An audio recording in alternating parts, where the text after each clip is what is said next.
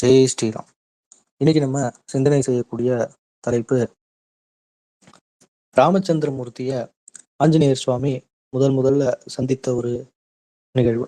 இதைதான் இன்னைக்கு நம்ம சிந்தனை பண்ண போறோம். ராமர் சுக்ரீவரை தேடி காட்டுல பாத்தீங்க அப்படின்னாக்கா அலைஞ்சிட்டு இருக்கார். அப்போ தனக்கு கிடைத்த தகவலின் அடிப்படையில சரி, இந்த ருஷ்யமுக பர்வதம் அப்படிங்கிற இடத்துலதான் பாத்தீங்க அப்படின்னாக்கா இருக்காரு அப்படிங்கிறது தெரிஞ்சு அதை நோக்கி போயிட்டு இருக்காரு. அப்ப இந்த ருஷ்யமுக பர்வதத்துல வாலிக்கு பயந்து சுக்ரீவரானவர் ஒளிஞ்சிருக்கிறாரு. அப்போ என்ன ஆகுதுன்னா, சுக்ரீவரோட சில ஆட்கள்லாம் யாரோ 2 பேர் வர்றத பார்த்துட்டு சுக்ரீவன்ட்ட போய் சொன்ன உடனே எல்லாரும் பாத்தீங்க அப்படின்னாக்கா பயந்துட்டாங்க. என்னன்னா, ஒருவேளை இவங்க வாலி அனுப்பின ஆளா இருக்குமோ, வாலியினால நமக்கு ஏதாவது ஒரு தீங்கு விளைவிக்கக்கூடியவர்களாக இருப்பார்களோ அப்படிங்கிற ஒரு எண்ணம் இவங்களை ரொம்ப பயமுடுத்திடுச்சு. ஆனா அப்ப சுக்ரீவனோட துணையாக இருந்தது பாத்தீங்கன்னா ஆஞ்சநேய சுவாமி. அவர் சொல்றாரு, இவங்களுடைய முகத்தை பார்த்தாலும் சரி, இவங்களுடைய உடல் அமைப்புகளை எல்லாம் பார்த்தாலும் சரி, இவங்க நமக்கு எதிரிகள் மாதிரி தெரியல. நீங்க எல்லாம் ஒண்ணு பண்ணுங்க, நீங்க எல்லாம் இங்கேயே இருங்க, நான் மட்டும் போய் என்ன ஏதுன்னு சொல்லி பேசி விவரம் கேட்டுட்டு வரேன் அப்படின்னு சொல்லிட்டு போறார். அப்ப என்னன்னா, இவருக்கு ஆஞ்சநேய சுவாமிக்கு அவருக்கு கொஞ்சம் ஞானம் உண்டு. அதனால என்னன்னா, அவருக்கு தெரிஞ்சிச்சு இவங்க நமக்கு எதிரிகள் இல்லை, ஆனா இவங்க யாரு என்னங்கிறது தெரிஞ்சுக்கணும் அப்படிங்கிறதுனால நேரா போறாரு. நேரா போயிட்டு ஆஞ்சநேயர் ராமச்சந்திரமூர்த்தி முன்னாடி முதல் முறையா போய் நிக்கிறார். நின்றுட்டு நீங்க இதை மாதிரி பேச ஆரம்பிக்கலாம்னு சொல்லும்போது சுக்ரீவரை ஆஞ்சநேயரை பார்த்துட்டு ராமச்சந்திரமூர்த்தி கேட்கிறாரு, நீங்க யாரு அப்படின்னு சொல்லிட்டு கேட்ட உடனே அதுக்கு ஆஞ்சநேயர் சொல்றாரு, இது மாதிரி நான் சுக்ரீவருடைய சேவகன், என்னுடைய பேரு அனுமன் அப்படின்னு சொல்லிட்டு சொல்றாரு. உடனே உடனே ராமச்சந்திரமூர்த்தி, ஆஹா, இவருடைய சுக்ரீவருடைய சேவகனா, நானே சுக்ரீவனை தேடி தான் வந்துகிட்டு இருக்கேன், சுக்ரீவனை பார்க்கணும், எனக்கு சுக்ரீவனால ஒரு உபயம் ஆகணும், அதுக்காக தான் வந்தேன் அப்படின்னு சொன்ன உடனே, சுக்ரீவர் இருக்கிற இடத்துக்கு என்ன அழைச்சிட்டு போறீங்களா அப்படின்னு சொல்லி ராமச்சந்திரமூர்த்தி கேட்கிறாரு. அப்ப இவர் என்ன சொல்றாருன்னா, ஆஞ்சநேயர், அதாவது நீங்க எப்பயுமே பெரியவர்கள் சிறியவர்களை பார்க்க வரக்கூடாது, சிறியவர்கள் தான் பெரியவர்களை பார்க்க வரணும். ஆகையினால நீங்க அங்க வர வேண்டாம், நானே சுக்ரீவனை இங்க அழைச்சிட்டு வரேன். ஆனா சுக்ரீவன் என்னை பார்க்க யார் வந்திருக்கான்னு கேட்டா நான் என்னன்னு சொல்றது அப்படின்னு சொல்லி கேட்ட உடனே லட்சுமணர்கிட்ட ராமச்சந்திரமூர்த்தி சொன்னாங்க, பாத்தியா இவருடைய சொல் திறமை என்னங்கிறத, அதாவது நம்ம யாருன்னு தெரிஞ்சுக்கணும், ஆனா யாருங்கிறத கேட்காம கேட்கிறா பத்தியா, இதுதான் இந்த சொல்லின் வேந்தர் அப்படின்னு சொல்லிட்டு அந்த ஒரு சிறப்பா சொல்லிட்டு அதுக்கப்புறத்த சொல்றானா ராமச்சந்திரமூர்த்தி, இது மாதிரி என்னுடைய பேர் ராமன், நான் விஸ்வாகு குலத்தை சேர்ந்தவன், தசரத மகாராஜாவோட பையன், நான் சுக்ரீவனை வேற ஒரு காரணமா பார்க்கணும் அப்படின்னு சொல்லிட்டு சொன்ன உடனே தசரதருடைய பையனா ராமனா அப்படின்னு சொல்லிட்டு அங்க ஆஞ்சநேய சுவாமிக்கு ரொம்ப சந்தோஷம். சரி, நீங்க இங்கேயே இருங்க, நான் போயிட்டு சுக்ரீவரை அழைச்சிட்டு வரேன்னு சொல்லிட்டு உடனே பாத்தீங்கன்னா சுக்ரீவன்ட்ட சொல்லி, இது மாதிரி வந்திருக்கிறது ராம லட்சுமணர் தான், அதனால இவங்களால நமக்கு எந்த பிரச்சனையும் இல்லை, நம்ம கிட்ட ஏதோ ஒரு உதவி தான் கேட்டு வந்திருக்கிறாங்க, ஏதோ ஒரு பிரச்சனையில மாட்டிருக்காங்க, அது என்னன்னு தெரியல, நம்ம பேசி கேட்போம் அப்படின்ன உடனே ஆஞ்சநேயர் போய் சுக்ரீவர்கிட்ட சொல்லி சுக்ரீவர்கிட்ட அனுமதி வாங்கி நேரா ராம லட்சுமணரை சுக்ரீவர் இருக்கிற இடத்துக்கு பாத்தீங்கன்னா அழைச்சிட்டு வராங்க. அழைச்சிட்டு பேச ஆரம்பிக்கும் போது சுக்ரீவரும் ஸ்ரீராமச்சந்திரமூர்த்தியும் முதல்ல நேரா பாத்துக்கிறாங்க. பார்த்த உடனே பாத்தீங்கன்னா சுக்ரீவர் ராமச்சந்திரமூர்த்திக்கு நமஸ்காரம் பண்ணி, என்னை தேடி ரொம்ப சந்தோஷம், நான் உங்களுக்கு என்ன உதவி செய்யணும்னு சொல்லுங்க, என்னால முடிஞ்ச அளவுக்கு நான் செய்யறேன், ஆனா என்னுடைய நிலைமை இந்த மாதிரி இருக்குன்னு A to Z நடந்த கதையெல்லாம் பாத்தீங்க அப்படின்னாக்கா சொல்றாரு. சொன்ன உடனே சரி, நான் இந்த வாலி பிரச்சனைக்கு ஒரு முடிவு கட்டுறேன் அப்படின்னு சொல்லிட்டு ராமர் தன்னுடைய பிரச்சனையை சொல்றாரு. என்னன்னா, நான் என்னுடைய மனைவி சீதாவை கண்டுபிடிக்கணும், அதுக்கு நீங்க எல்லாம் கொஞ்சம் உதவி பண்ணணும் அப்படின்னோடனே, இப்போதைக்கு நான் உதவி பண்றது என்னால முயன்ற அளவுக்கு உதவி பண்றேன், ஆனா என்னன்னா என்னுடைய வானர சேனை மொத்தமும் இதுல மாட்டிக்கிச்சு, கிஷ்கிந்தால மாட்டிருக்கு, அது வாலிக்கிட்டு இருக்கு, அது வந்ததுன்னா நம்ம சூப்பரா இந்த இதை கொண்டுட்டு போகலாம் அப்படின்னு சொன்ன உடனே இவரும் பாத்தீங்கன்னா ராமச்சந்திரமூர்த்தியும், சரி நான் வாலியை சம்ஹாரம் பண்ணி உனக்கு நான் உனக்கு கிஷ்கிந்தையை உனக்கு மீட்டு தரேன் அப்படின்னு சொல்லி வாக்கு கொடுக்குறாரு. என்ன வாலிக்கும் சுக்ரீவனுக்கும் சண்டை அப்படின்னாக்கா, அதாவது ஒரு மிகப்பெரிய அரக்கன், அந்த அரக்கனோட வாலியும் சுக்ரீவனும் சண்டை போட்டுக்கிட்டு இருக்கக்கூடிய ஒரு சமயம். அப்போ என்னன்னா, ஒரு பெரிய குகை, அந்த குகைக்குள்ள பாத்தீங்க அப்படின்னாக்கா வாலியும் அந்த அரக்கனும் போய் சண்டை போட்டுட்டு இருக்காங்க. பல ஆண்டுகள் அந்த யுத்தமானது நடக்குது. ஆனா வெளியில வந்து யாரும் வரல. அப்ப வந்து சுக்கிரீவன் என்ன பண்றாருன்னா, சரி நம்ம வந்து அ யாராவது ஒருத்தர் வந்து இதுவானாலும் நமக்கு பிரச்சனை. சரி வந்து இந்த அரக்கன் வந்து வெளில வரக்கூடாது அப்படின்னு சொல்லிட்டு என்ன ஆகுதுன்னா, அந்த குகைய வந்து மூடிட்டு சுக்கிரீவன் வந்து இங்க நாட்டுக்கு வந்துடுறாரு. நாட்டுக்கு வந்து அரசாள ஆரம்பிச்ச உடனே, கடைசியில என்ன ஆகுதுன்னா, வாலி கொஞ்சம் வருஷம் கழிச்சு அவர சம்ஹாரம் பண்ணிட்டு, அந்த அரக்கன சம்ஹாரம் பண்ணிட்டு, வெளிய வந்து பார்த்தா, குகை வந்து லாக் ஆயிருக்கு. என்னடா இது முடியலையேன்னு சொல்லிட்டு, அப்புறம் பெரிய இது பண்ணி எப்படியோ அந்த குகையிலேருந்து வெளிய வராரு. வெளியில வந்த உடனே நேரா கிஷ்கிந்தைக்கு வந்து சுக்ரீவன்ட்டருந்து நாட்ட பறிச்சுக்கிட்டு, சுக்ரீவனையும் வந்து பார்த்தீங்க அப்படின்னாக்கா, அவனுடைய மனைவி, அவன் குழந்தைங்க எல்லாரையும் வந்து சிறைப்பிடிச்சு வச்சு ரொம்ப படாத டார்ச்சர். அதுலேருந்து சுக்ரீவன்ட்டருந்து வாலிகிட்டருந்து எப்படியாவது தப்பிச்சு வந்தா போதுங்கிற லெவல்ல தப்பிச்சு இந்த ரிஷியமுக பர்வதத்துக்கு வந்து சேர்ந்துட்டாரு சுக்ரீவன். ஏன்னா, ஒரு முனிவர் வந்து ஒரு சாபம் குடுத்திருப்பாரு.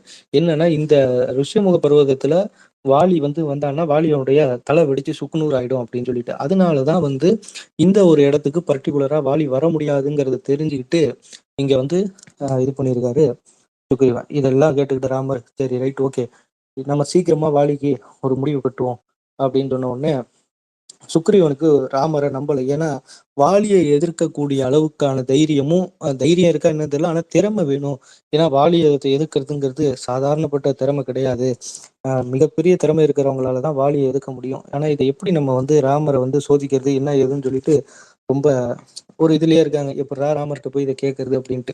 அப்ப ஆஞ்சநேயர் ஒண்ணு இவருடைய சுக்ரீவருடைய எண்ணத்தை புரிஞ்சுக்கிட்டு, அதாவது ஒரே அம்பால 7 பெரிய மரங்கள சாய்க்கக்கூடியவர்களால மட்டும் தான் வாலிய சம்ஹாரம் பண்ண முடியும். அது வந்து எளிதில நடக்கக்கூடிய செயல் இல்லையே அப்படின்னோனே ராமருக்கு புரிஞ்சிருச்சு. சரி ரைட் ஓகே.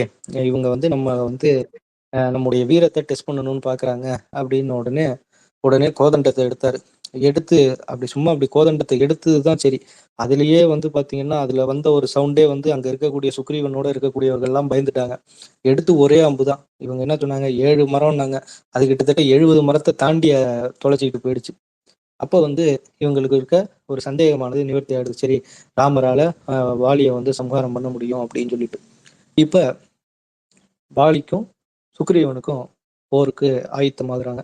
சுக்ரீவன் வாலிய சண்டைக்கு அழைச்ச உடனே 2 பேரும் வந்து பார்த்தீங்கன்னா, சுக்ரீவனும் வாலியும் சண்டை போட்டுக்கிறாங்க. சண்டை வந்து சரிசமமா நடக்குது. கொஞ்சம் பயங்கர சண்டையாவும் நடக்குது. இதுல வந்து சுக்ரீவன் வந்து கொஞ்சம் பேக் ஆகி திருப்பி வந்து பார்த்தீங்கன்னா, நெறைய அடி வாங்குற மாரி ஆயிடுச்சு. கடைசியில தோத்துட்டு அந்த இடத்துலருந்து வந்து சுக்ரீவன் வந்து வெளில வந்துட்டாப்புல. வெளில வந்து ராமர வந்து கேட்குறாரு, "நீங்க வந்து வாலிய சம்ஹாரம் பண்றேன்னு சொன்னீங்க. ஆனா ஒண்ணும் சம்ஹாரம் பண்ணல. இப்ப நான் தான் அடி வாங்கிட்டு இருக்கேனே" அப்படின்ன உடனே ராமச்சந்திரமூர்த்தியானவர் என்ன சொல்றாருன்னா, "அதாவது நீயும் வாலியும் பார்க்கறதுக்கு ஒரே மாரியா இருக்கீங்க தம்பி. எனக்கு யார் வாலி, யார் சுக்ரீவன்ங்கிறதே எனக்கு தெரியல. நான் பாட்டுக்கு அம்ப விட்டு அது உண்மையிலே வாலி மேல பட்டுச்சுன்னா சந்தோஷம். ஆனா உன் மேல பட்டுருச்சுன்னா அது ரொம்ப சங்கடமா போயிடும். அதனால தான் நான் எதுவும் அம்பே விடல. நீ வேணா ஒண்ணு பண்ணு. நான் ஒரு மாலை தரேன். இந்த மாலைய உன் கழுத்துல போட்டுக்கோ. எனக்கு அடையாளம் தெரியும். நீ தான் வந்து சுக்ரீவன் சொல்லிட்டு" அப்படின்னு சொல்லிட்டு ஒரு மாலைய குடுக்குறாரு. அந்த மாலையே வந்து பார்த்தீங்கன்னா, ராமர் கையால போட்டு விட்ட மாலை. அதனால அதிலேயே வெற்றியானது 100% உறுதியாயிடுச்சு. மாலைய போட்டுட்டு வாலியும், சுக்ரீவனும் திரும்ப மறுநாள் சண்டையில ஈடுபடுறாங்க. சுக்ரீவன் வந்து பார்த்தீங்க அப்படின்னாக்கா 2 பேரும் இங்க சரிசமமா தான் சண்டை போட்டுட்டு இருக்காங்க. திடீர்னு ஒரு அம்பு வந்து பார்த்தீங்க அப்படின்னாக்கா, வாலியோட மேல வந்து விழுது. விழுந்து வாலி அந்த இடத்துலயே கீழ விழுந்துடுறான். அப்ப வந்து பார்த்தா அந்த அம்புல வந்து ராம் அப்படின்னு சொல்லிட்டு ஒரு பேர் எழுதியிருந்தது. 2டே எழுத்து தான் ராம் அப்படின்னு சொல்லிட்டு எழுதியிருந்தது. அத பார்த்த உடனே அ வாலிக்கு ஒரு இது.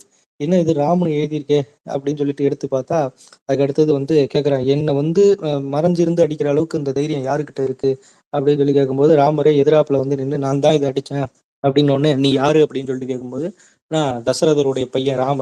அயோத்தியினுடைய அடுத்த ராஜா நான் தான்" அப்படின்னு சொல்லி சொல்றாரு. அப்போ வந்து வாலி வந்து கேட்குறான் என்னன்னா, "இந்த இக்ஷ்வாகு குலத்தை சேர்ந்தவர்கள்லாம் வீரத்துல ரொம்ப சிறந்தவர்கள்னு சொல்லுவாங்க. நீ என்ன இவ்வளவு ஒரு கோழைத்தனமா மறைஞ்சிருந்து அடிச்சிருக்க? இது வந்து உன்னுடைய வீரத்துக்கு இது ஒரு அழகா? அதுவும் 2வது நீ வந்து ஒரு மனுஷன், நான் வந்து ஒரு வானரம். ஒரு மனுஷன் போய் ஒரு வானரத்த இப்படியெல்லாம் துன்புறுத்துறது சரி வருமா?" அப்படின்னு சொல்லி கேட்க, அதுக்கு வந்து ராமர் வந்து பார்த்தீங்கன்னா, பதில் ஒண்ணு ஒண்ணா எடுத்து சொல்லிட்டு இருக்காரு. அதாவது என்னன்னா, சுக்ரீவன் செஞ்சத அவன் வந்து கிஷ்கிந்தைக்கு எந்த பாதிப்பும் வரக்கூடாதுன்னு தான் அன்னைக்கு குகைய மூடிட்டு வந்தான். அதையே நீ வந்து தப்பா புரிஞ்சுகிட்டு, நீ அவன டார்ச்சர் பண்ண. ஆனா அதோட நிறுத்தியிருந்தா பரவால்ல. அவன் உன்ட்ட ராஜ்யத்த குடுக்குறேன்னான். ஆனா அவன் மனைவி, அவன் குடும்பத்தையே நீ வந்து ரொம்ப படாத பாடு படுத்தியிருக்க. அதுக்கான தண்டனைய நீ அனுபவிக்க தான் வேணும். 2வது வந்து ஒரு வானரத்த துன்புறுத்துறது தான் தப்பு. நீ வந்து வானரம் கிடையாது. ஏன்னா நீ உருவத்துல வேணா வானரமா இருக்கலாமே தவிர்த்து, உன்னுடைய அறிவு, உன்னுடைய ஞானம், உன்னுடைய உடல் வலிமை இதெல்லாம் வந்து பாத்தீங்கன்னா நீ தேவர்களுக்கு ஒப்பானவா, அதனால நீ சிவபெருமான இடத்துலயும் வரம் வாங்கியிருக்க, பிரம்மா கிட்டயும் வரம் வாங்கியிருக்க.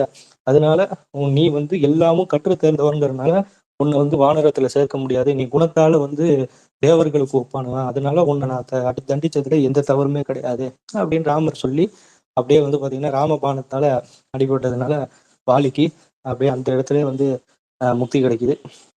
அதுக்கு அடுத்தது கிருஷ்ணகிரியில திரும்பி வந்து பாத்தீங்கன்னா சுக்ரீவனைய மகாராஜாவாக ராமச்சந்திரமூர்த்தி இது பண்ணுது, பட்டாபிஷேகம் பண்ணி வைக்கிறாரு ராமச்சந்திரமூர்த்தியினுடைய தலைமையில. ஆனா ராமர் வந்து சந்நியாச கோலத்துல இருக்கிறதுனால ராமரும் லட்சுமணரும் எந்த விதமான இதுவும் வந்து பாத்தீங்க அப்படின்னாக்கா செய்யல. வேற ஒருத்தரை வச்சு இந்த சுக்ரீவருக்கு பட்டாபிஷேகமானது பண்ணி வைக்கிறாங்க. அப்ப வந்து பட்டாபிஷேகம் முடிஞ்ச உடனே ராமர் வந்து ஒரு ஒரு இதுவா சொல்றாரு. அதாவது என்னன்னா, ஒரு நாட்டை எப்படி எல்லாம் ஆளணும் அப்படின்னு சொல்லி சொல்றாரு. நாட்டினுடைய எல்லா மக்களும் நல்லா இருக்கணும், நல்ல விதமாக அரசாட்சி பண்ணணும், மக்கள் இடத்துல அன்புதான் இருக்கணுமே தவிர்த்து அதிகாரத்தை நம்ம வந்து பிரயோகம் பண்ணக்கூடாது. அதே மாதிரி எந்த ஒரு நாட்டுல பெண்கள் வந்து கண்ணீர் விடுறாங்களோ அந்த நாடு நல்லா இருக்காது. அதனால வந்து பெண்கள் மீது எந்த விதமான தவறான நடவடிக்கைகளை ஈடுபடாத வரையில, பெண்களை கலங்கப்படுத்தாத வகையில நடந்துக்கோ, இப்படிலாம் வந்து பாத்தீங்க அப்படின்னாக்கா தொடர் சொல்லிட்டு வந்து என்ன பண்றாருன்னா, அடுத்து வரப்போறது மழைக்காலம். அதனால மழைக்காலத்துல நான் வந்து சன்னியாசியா இருக்கிறதுனால, நான் வனவாச கோலத்துல இருக்கிறதுனால நான் உன் கூட இருந்து நாட்டுல இருக்க முடியாது. அதனால நான் போய் காட்டுல போய் ஒரு இடமா பார்த்து தங்கியிருக்கேன். இந்த வனவாச கால மழைக்காலம் முடிஞ்ச உடனே திருப்பி அடுத்து வந்து வசந்த காலம் வரும்பொழுது நம்ம வந்து சீதையை தேடி ராவணனை போய் பார்ப்போம், பார்த்து உன்னுடைய சேனைகளை அழைச்சிட்டு வா, நம்ம போய் போருக்கு போகலாம் அப்படின்னு சொல்லிட்டு அங்கிருந்து கிளம்பி வந்து திரும்பி ராமர் வந்து காட்டுக்கு வர்றாரு. அதுக்கு அடுத்தது வந்து பாத்தீங்கன்னா ஃபுல்லா வந்து கார்காலம் அப்படின்னு சொல்லக்கூடிய மழைக்காலமானது ஆரம்பிக்குது. இந்த மழைக்காலம் ஃபுல்லா மழை பெஞ்சுக்கிட்டு இருக்கு. மக்கள் தான் அவங்கவுங்க அந்த விவசாயத்தை பார்த்துட்டு எது என்னென்ன வேலை செய்ய முடியுமோ அதை பார்த்து மக்கள் பாட்டுக்கு மக்கள் இருக்காங்க. ராமரும் லட்சுமணரும் 2 பேரும் மட்டும் காட்டுல வாழ்ந்துட்டு இருக்காங்க. சீதாதேவியானவள் அசோகவனத்துல சிறை வைக்கப்பட்டு இருக்கிறாங்க. இப்படியே வந்து இந்த கார்காலம் இருந்துகிட்டு இருக்கு. அதற்கு அடுத்தது ராமர் வந்து படைகளை திரட்டிக்கிட்டு லங்காபுரிக்கு போறார். அங்க போய் ராவணனுடைய போர் ஆரம்பிக்குது. இதெல்லாம் வந்து நம்ம அடுத்த இனி வரக்கூடிய பதிவுகளில் சிந்தனை பண்ணலாம். இன்னைக்கு வாலியினுடைய சம்ஹாரமும் ராமச்சந்திரமூர்த்தி முதல்ல ஆஞ்சநேய சுவாமியை சந்தித்த நிகழ்வையும் சிந்தனை பண்ணது மிகுந்த முயற்சி அளிக்கிறது. வாய்ப்பளித்த அடியார்களுக்கும் இறைவனுக்கும் நன்றி கூறி அடியனுடைய உரையை நிறைவு செய்து கொள்கிறேன். ஜெய் ஸ்ரீராம். ஸ்ரீராம ஜெயராம ஜெய ஜெயராமன்.